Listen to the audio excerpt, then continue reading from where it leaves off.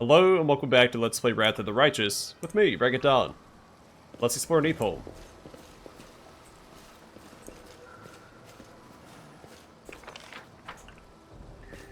I'm gone.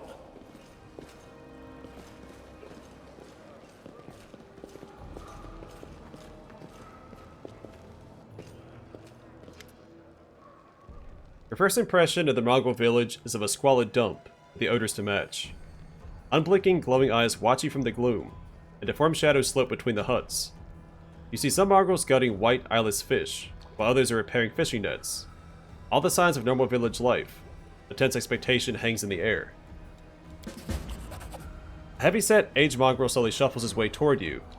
The hair on his head grows in limp, wispy strands, and his face has a distinctly rat-like appearance, with pronounced teeth. You hear a rattling sound in his chest with every breath he takes. One of his eyes is white, fully scarred by cataracts, while the other gleams with moisture. Uplanders, eh? End times are upon us indeed. Chief Soul, we found the Angel's Sword. We found the one who can wield it. Land points at you. He had a vision, and now the Angel's Sword together with the light of heaven are somehow inside him. Gather the tribe. Anyone who can hold a weapon. The young ones are still alive. We can go save them. Soul raises his hand with ragged, broken fingernails. Ah, Lan. Always dreaming, always talking. You're too hasty. Too hasty for your own good. It's going to get you in trouble. Soul eyes you up and down. An uplander with the light of heaven. That's too good for us.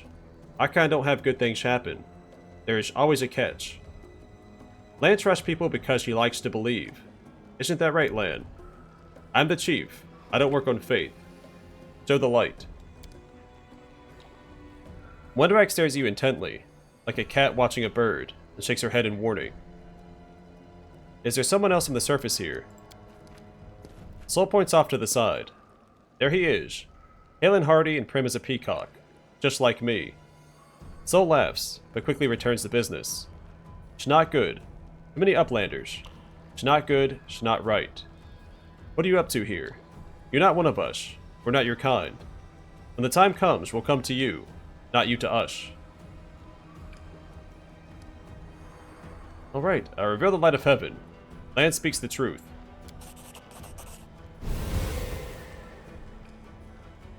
The heavenly flame flares to life at your unspoken command.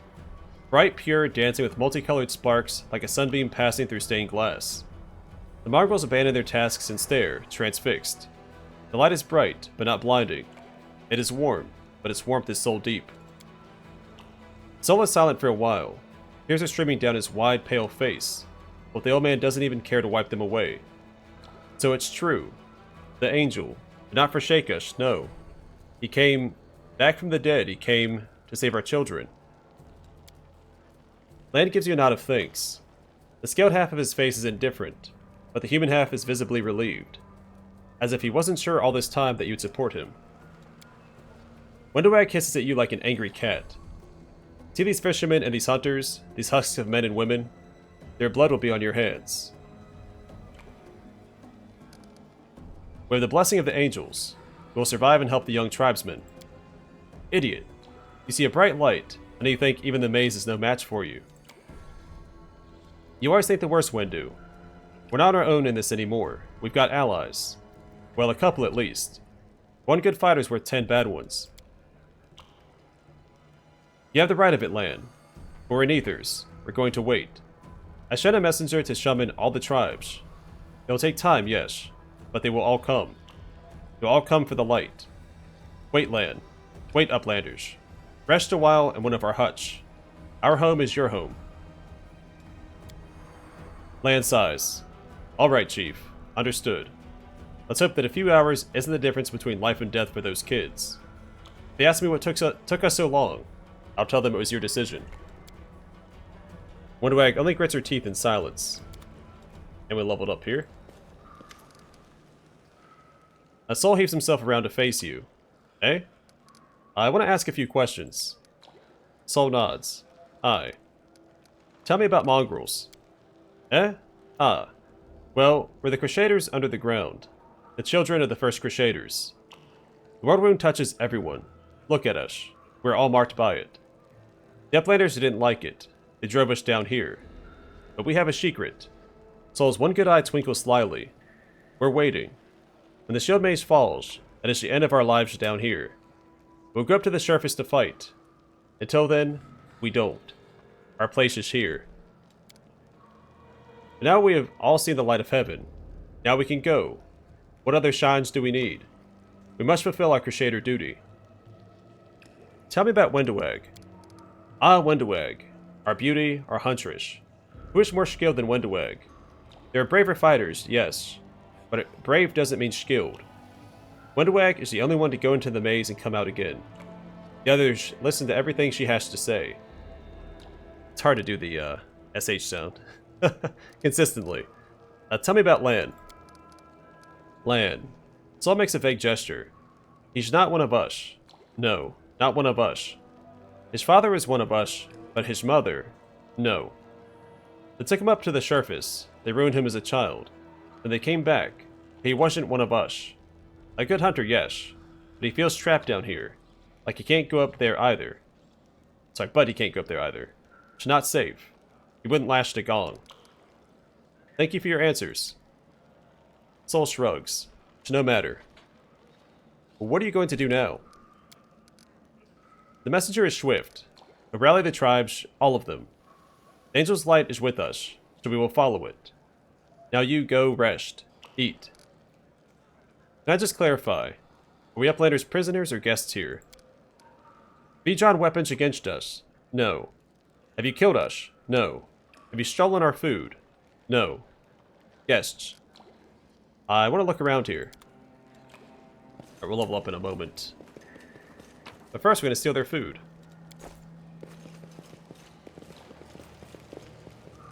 Do our rounds and take all their meager belongings.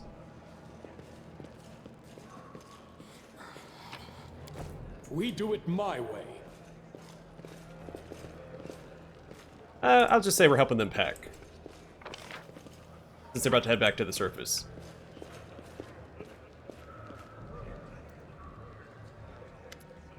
Orgisk Worm. Ah, a human face at last. Here I thought that I'd be gazing upon the twisted visages of these troglodytes for the rest of my life. An elderly man in expensive but not ostentatious clothes approaches you. His face is peppered with several healed cuts and bruises, and twisted in an expression of extreme discontent. Allow me to introduce myself.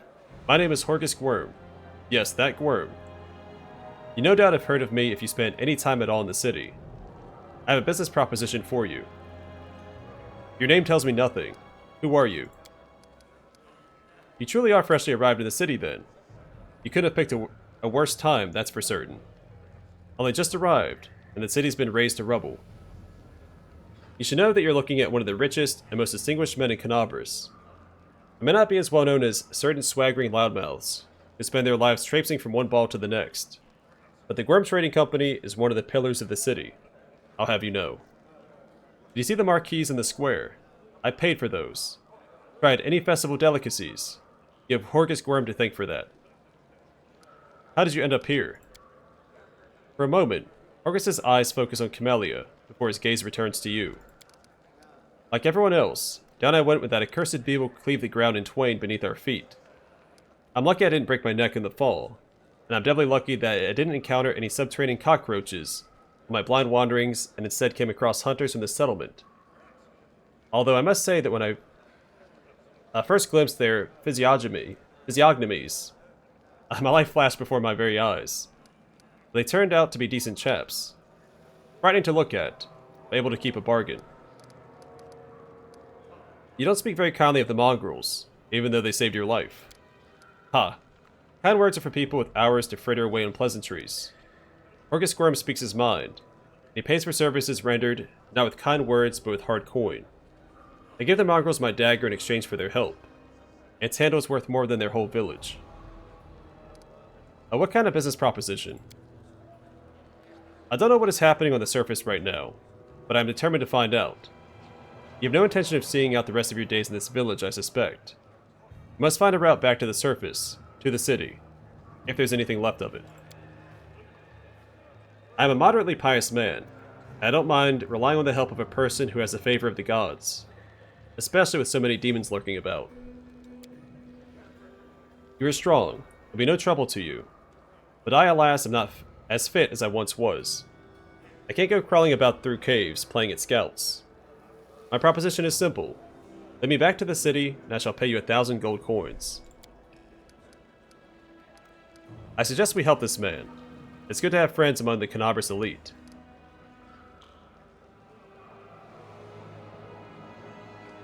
I praise Iomedae. I'm a crusader, not some mercenary. Keep your money. I don't need payment to see you safely to the surface. And I thank Abadar, I'm not some beggar seeking charity. If I told you I'll pay you 1,000, that means I'll pay 1,000. Deal. Splendid. In the meantime, I shall sit here in the village. We have to go. Go on, go on. Don't forget our agreement. When you find the way out, be sure to tell me. Follow if you dare.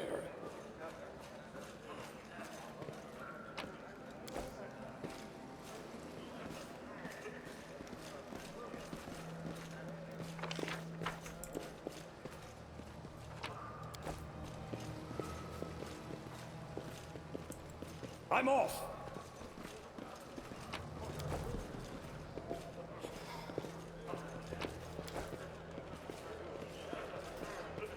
First aid kit is a very welcome addition to the inventory.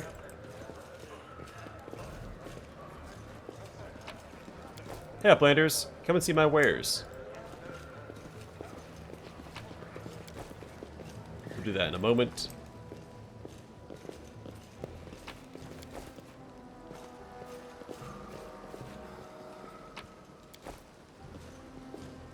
I do what I must.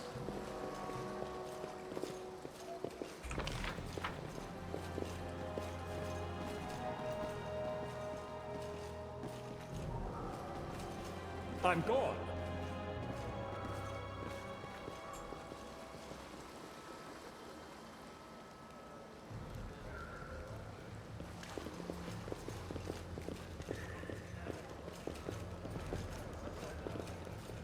Hello, Dyra. You there. A tall woman with a face deformed by an enormous swelling smiles broadly at you, showing off her double row of small sharp teeth. You, from the surface. It must be tough to make it all the way here. Never thought I'd see the day. Call me Dyra. Let's trade. Who are you? The people around here call me all sorts. Dyra the hoarder, Dyra the coin, Dyra the city girl. Like that's a bad thing, haha. I trawl the caves picking up all kinds of things from the surface that wash down here through your sewers. I trade all kinds of junk for food and clothes. I only part with my best finds for coins. Got no coins? Forget what money is? Well then I have no use for you. If you want city goods, you need to pay for them with gold, like city folk. Why are you so eager to trade with me? Because all the people here are no better than animals now. Dyra yells with surprising anger, before being overcome with coughing. Wiping her mouth, she continues. Our forefathers lived in the city, like you. Our people love to reminisce about armies, knights, crusades. But I couldn't care less about that. Savages with clubs can fight a war. Only civilized folk can buy and sell. They've all forgotten what trading is. They've forgotten the value of gold. They barter hides for plant roots and go on about the feats of the Crusaders. Who cares about them? I don't need help remembering. I have coins and I have things to sell. Now let's trade like proper city folk. There is a unique dialogue if you worship Gorum during this conversation. Let's trade.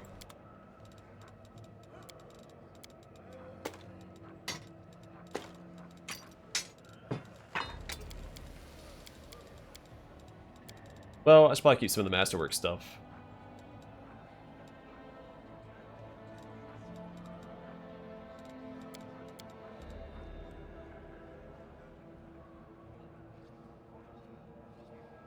I shouldn't need that.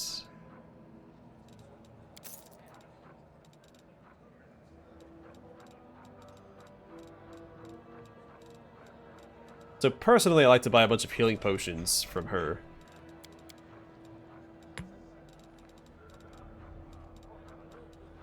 So it makes the upcoming dungeon a little easier.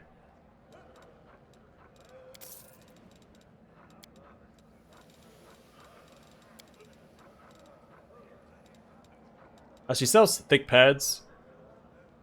Whenever an enemy confirms a critical hit against the wearer of this +1 padded armor, they must pass a Fortitude saving throw DC 16 or become unable to attack with a weapon for 1 round.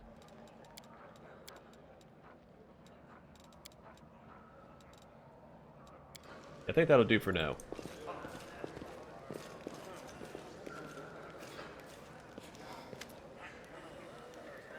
This tragedy may not have happened if you'd spent less time surveilling honest citizens, more time tracking the real spies and demon worshippers. Really an idea. How come I didn't think of it? Now, if only the cultists would tell us they were cultists, they wouldn't have to waste time investigating honest citizens who decide to go all cloak and dagger right under our noses. Orgus and Anevia sit some distance apart, sniping at one another in an idle fashion that testifies to their long acquaintance and mutual dislike. When they notice you, they quickly fall silent. What's the bad blood between you two about? It's an old matter. Miss Terabade here had the notion of spying on me, and of rummaging through my goods. I ask you, do I look like a cultist? Cultists don't tend to look like cultists, you know. That's kind of the whole problem. And you, Mr. Gwyrm, with a whole secret operation of buying and smuggling into the city. What was it? Oh yeah, magical weapons. How was I supposed to know that all the rigmarole with middlemen was so you could anonymously donate supplies to the crusade? Don't you see? I have a reputation to uphold, one that I value most highly. Orgus Gwyrm is a hard-nosed businessman, not a good fairy from a tale. Yes, I care about my city. Yes, I wish to see that its defenders, my defenders, were well-fed, healthy, and well-armed. But to make those donations openly was unthinkable. I might as well hang a sign outside my door welcoming in every sponger, leech, and parasite in the city. I appreciate your help for the crusade. No jokes, you're an alright bloke. But carrying on secret dealings in a city that's teeming with cultists is a huge pain in the backside for us lot, whose job it is to keep an eye on that sort of thing. Anevia, how's the leg? Anevia scrunches up her nose. Well, it hasn't fallen off yet, so that's good. They've bandaged me up all nice, and smeared some stinging stuff on the wound. It looks like I'm gonna live. They said wait a day and I'll be right as rain. So I'm waiting. What do you think is happening in the city city now? Perhaps the city is no more. If Discari himself appeared, there's no telling how bad things are. Can you hold off on writing our obituaries just yet? The city's full of fighters, and besides that, it's barely a stone's throw from Nerosian. I think our people will hold on long enough for reinforcements to come from the Queen. This ain't Discari's home turf. He's gonna have to retreat or else fight off the whole Medambian army. But what do you think of the mongrels? I thought they were just a story, the sort of thing drunks in the taverns would come out with. Now I discovered that it's true. But what can I possibly think of them? The poor creatures are most unfortunate, with their faces and their minds so deformed. It's a miracle they're even alive. The part that boggles my mind is that the descendants of the first Crusaders. All these years they've been living beneath our feet, in caves, in the dirt. If I'd known the legends about them were true, and I've dedicated my life to getting them out of this place. To what end? The people of Canabris would have stoned them on sight, and Prelate Holrun would have had them tossed on the pyre en masse. Whatever ails of this place, it is their home. How long do you think they would have survived on the surface? What are you going to do when you get back to the surface? I'm going to go home. Last I knew, I owned a very fine mansion. I shall see if it's still standing, or if I am now homeless. I'm going to find Irabeth. She's my wife and the leader of the Eagle Watch. As long as she lives, she won't allow Canabris to fall. We have to go. Go on then, and don't dilly-dally. The sooner we get out of here, the likelier we are to find some people still alive up there. Take care of yourself. Oh no. I go the efforts to find a route back to the surface. How long are we expected to be stuck down here? I'd help out, but I'd probably be less than useless with only one good leg. But if I have to listen to dear Mr. Gwyrm whine for another hour, I might just dig myself a tunnel back to the surface with my bare hands.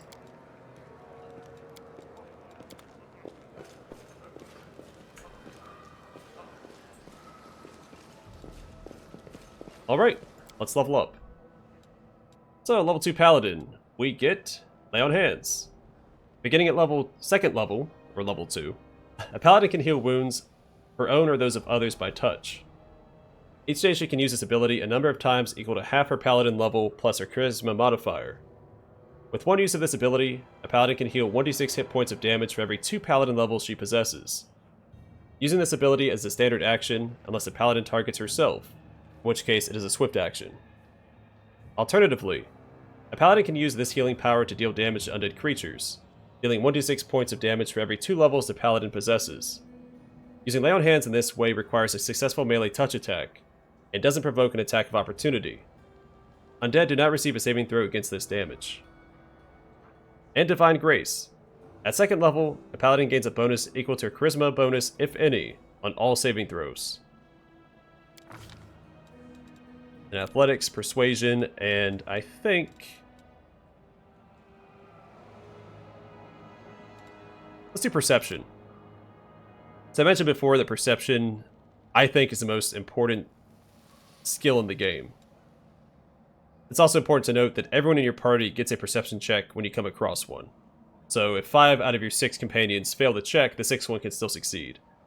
So I do think it's still important to have multiple party members invest in perception.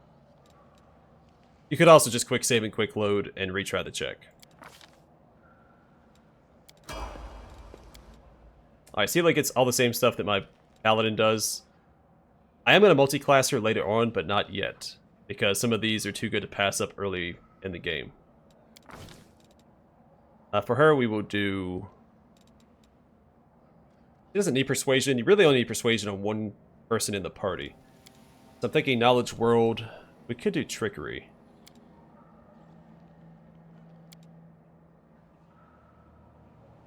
She does get a penalty from her armor and shield, so it might not be worth it.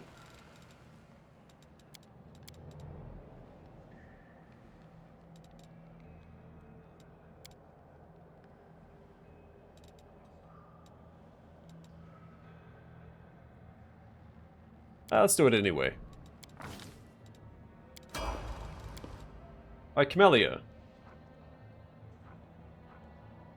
Level 2, she gets a Hex. So Shaman learns a number of magical tricks called Hexes, which grant her powers or weaken foes. At second level, a Shaman learns 1 Hex. At 4th, 8th, 10th, 12th, 16th, 18th, and 20th, so every 2 levels, the Shaman learns new Hexes. A Shaman can select from any of the Hexes available to her chosen spirit. A Shaman cannot select a Hex more than once unless noted otherwise.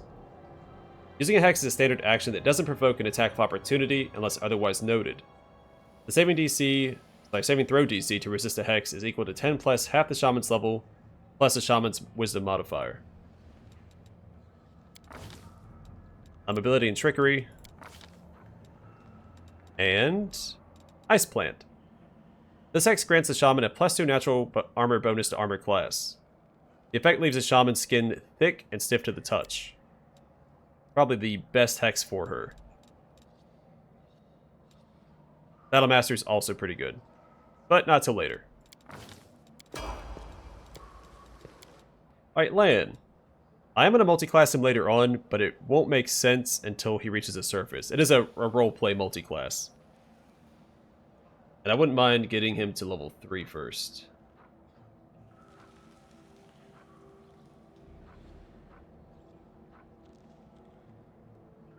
The level 2 is a bit more important. So at level 2 he gets Wave the Bow. At second level, a Zen Archer gains Weapon Focus as a bonus feat with one type of bow.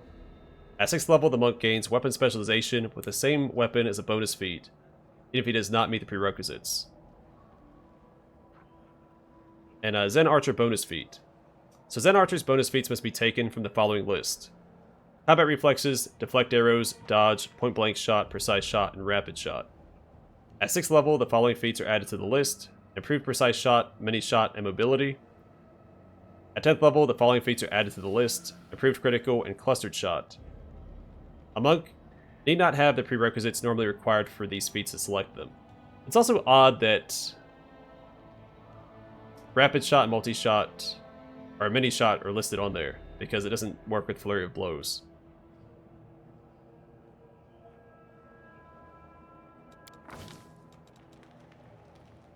Alright, Athletics, Mobility, and Perception. And Precise Shot. You can shoot or throw ranged weapons at an opponent engaged in melee without taking a standard -4 penalty on your attack roll. Again, an essential feat for any ranged character. And normally I'd go longbow, but I have a plan for him that requires the short bow.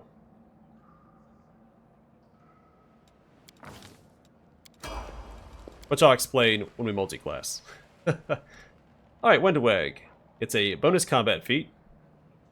At first level and at every even level thereafter, a fighter gains a bonus feat in addition to those gained from normal advancement, meaning the fighter gains a feat at every level.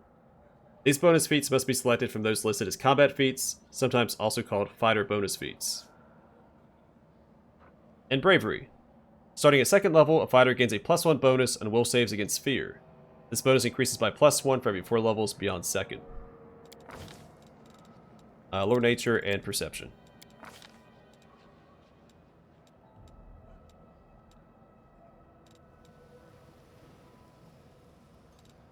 We could do weapon focus, but we don't have access to the weapons I'm going to have her focus on yet. So maybe Rapid Shot. When making a full attack with a ranged weapon, you can fire 1 additional time this round at your highest bonus. All of your attack rolls take a -2 penalty when using Rapid Shot. Alright, then we can rest up.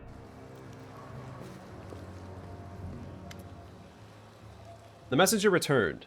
The tribes are gathering at the entrance to the maze. Our people have already gone there. I've warned Nevia and that old guy who won't even acknowledge me. Take your time. There's no rush. The most important people always show up late. Lan looks around. Everything's going to plan. One thing's bothering me. Wendawag's gone.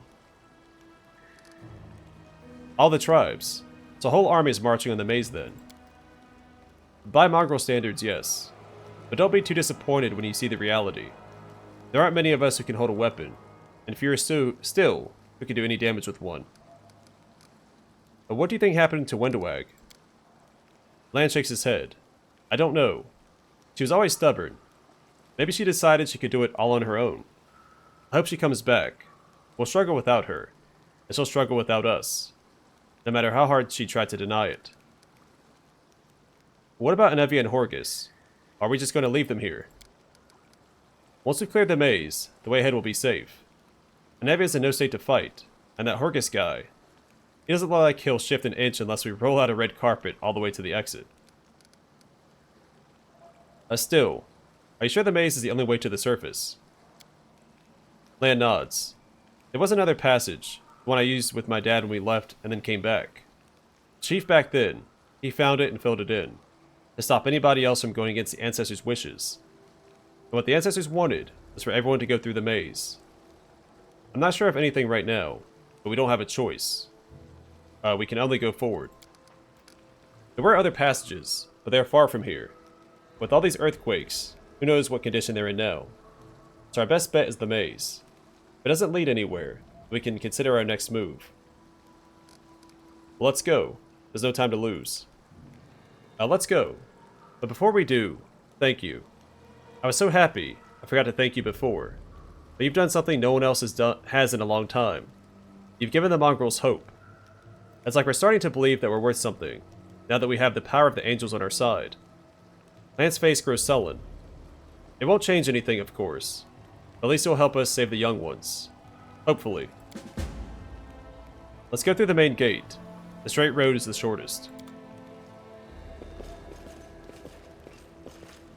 The dire is still here.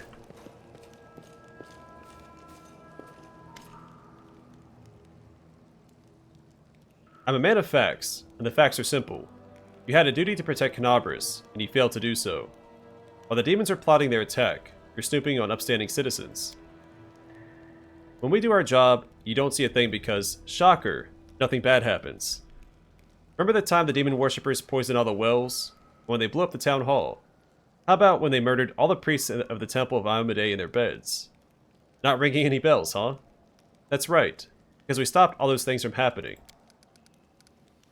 Horgus and Anevia continued the argument, which seems to have dragged on for hours already. How did you sleep?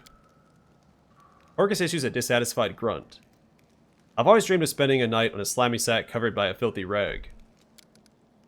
I, on the other hand, slept like a log. Anything's better than sleeping on a pile of rocks. With a covering to keep me warm in the night, no complaints here. Only my leg is getting on my last nerve. The pain just goes on and on.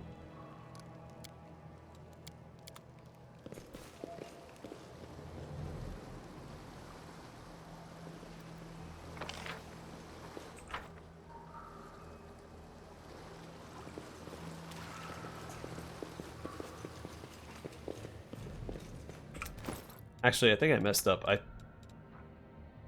don't remember if Wendawag has a longbow or shortbow equipped.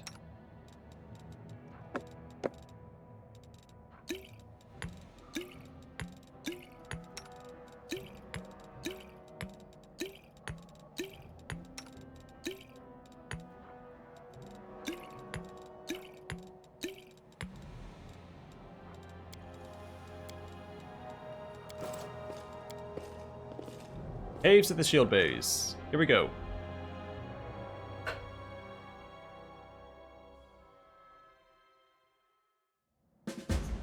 Follow if you dare.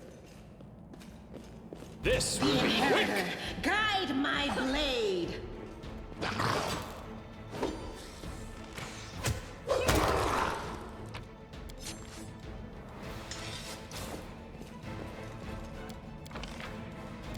Let's put Sela all the way in the front.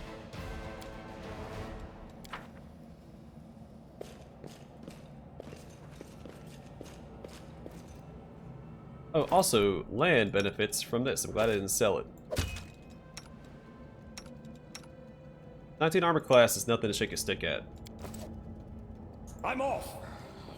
It's not the best we got, but it's pretty good.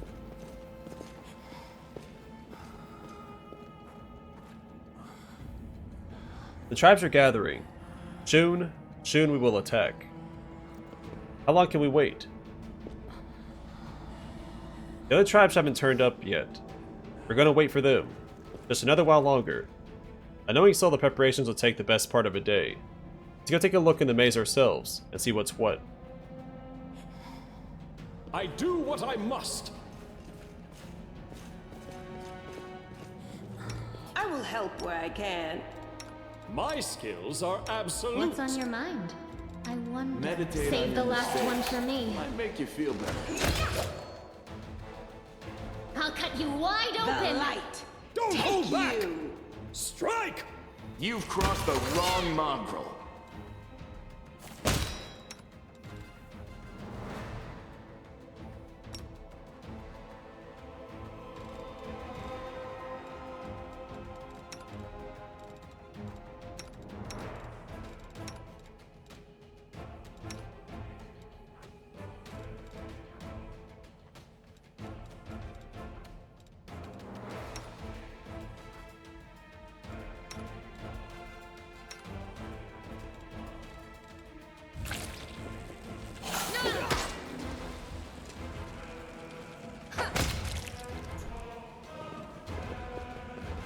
Poor Camellia.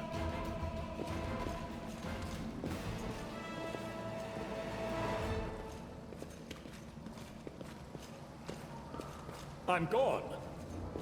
But better her than somebody imported.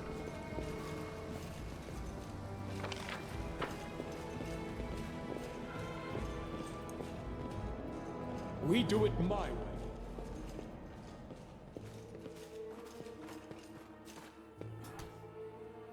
I read that already. I squeezed through. Alright, welcome to the Shield Maze. I'm going to call it here for now. Next time we'll begin our traversal of the Shield Maze and see what dangers lie within. But for now, thanks for watching. I'll see you guys in the next one.